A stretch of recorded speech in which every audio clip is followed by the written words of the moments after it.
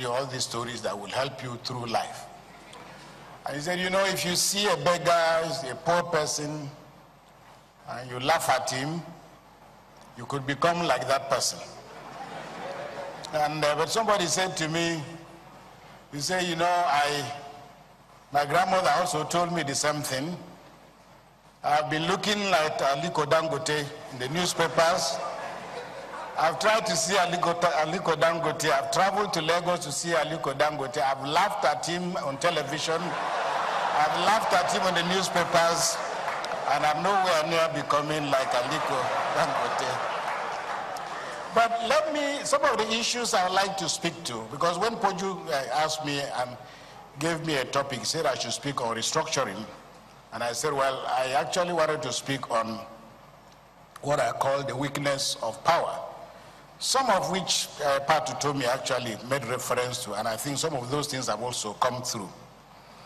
But I worry about our collective cynicism, about our country, and I worry that when you speak in favor of Nigeria, Nigerians will think that either you're looking for a position or government must have offered you something.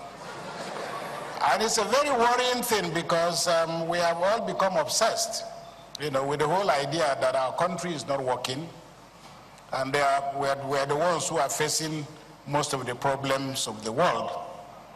Next week I'm going to England and I will be speaking in about 5 different cities about what is happening in Nigeria. I remain incurably optimistic because, and I will say it at the end, this is a heck of a country. It's a great country. We made all our mistakes. But I worry because I hear people say, maybe, you know, when Nigerians are frustrated, they say, you know, imagine a great country like ours, our name came from the mistress of Lugard. They say, we didn't even name ourselves. But if you live in Nigeria, you know that names have meanings, and you can always tell. You know, if you have a name like Good Luck, you know where you're likely to end up. And when you hear a woman tell you that her daughter's name is Patience, it tells you probably what she had to go through with her husband before she had her baby. But the notion, which has become very popular, that people make reference to the late Chief Obafemi Awolowo, who said that Nigeria is a mere geographical expression. And they think that that saying is actually original to Chief Awolowo. It isn't. Actually, that statement was made by Count Metternich, a European statesman, during a conversation about Italy. And at that time, Italy was an agglomeration of kingdoms and different kinds of societies, monarchies, and so on. And he said, Italy is simply a mere geographical expression. And this was far back in 1814. But by 1870, Italy had gotten its act together.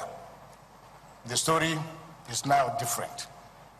I make the point to underscore the fact that, you know, we have a lot of problems over identity, and I didn't listen to the whole lecture by my friend Egosa, Professor Egosa, over the whole question of identity.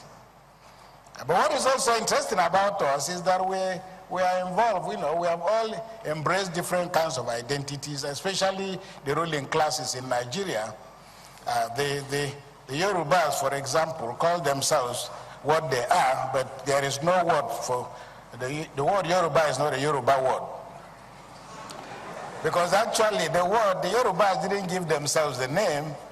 The word was given to them by Ahmed Baba from Songhai. And Ahmed Baba used the word Yariba, not even the Yorubas, to describe the people who lived in what is now modern day Oyo, Osun, Lagos, and Kwara states now. But it simply meant people living in the south, in the same way that the word Hausa is not a Hausa word. And the Hausas didn't give themselves the name. It was simply given by, again, the same Ahmed Baba who was living in Songhai. And Songhai, as you know, is in modern day Niger. He just used the word to refer to people who are living to the south of Niger.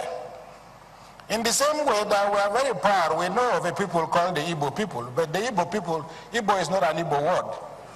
Because actually, Igbo is not an Igbo word. The word Igbo actually was used by the people of Onitsha, who were largely monarchical and felt a sense of contempt for other uncultured people who lived around them. So they used the word to describe others. But now it has been adopted, and of course there are people who call themselves Igbos. If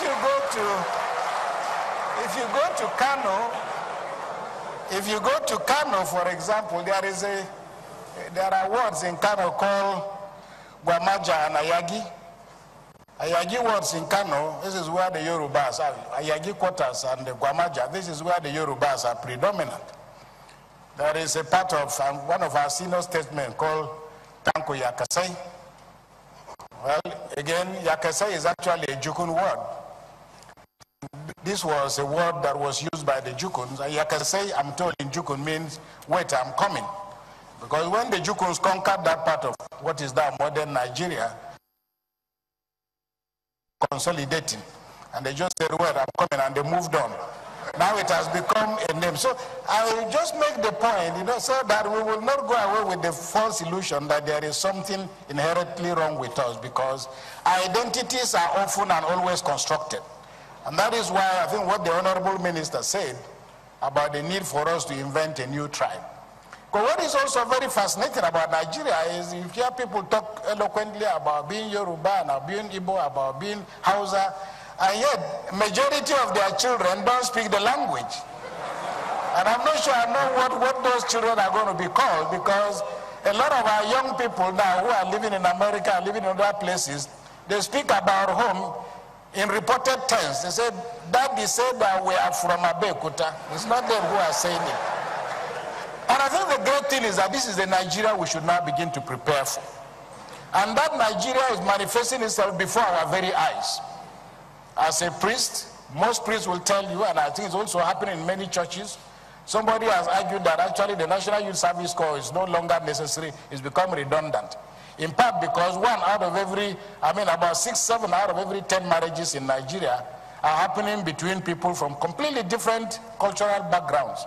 Even my own little village that is in the middle of nowhere, I'm now saddled with Igbo in-laws, Yoruba in-laws, people I could never have imagined. So the world is moving very fast, and I think this is why the need to invent a new tribe is important. And I think that is what has happened in other settled democracies. But what are we going to use to replace tribe? The only thing we can use to replace tribe will have to be critically examined.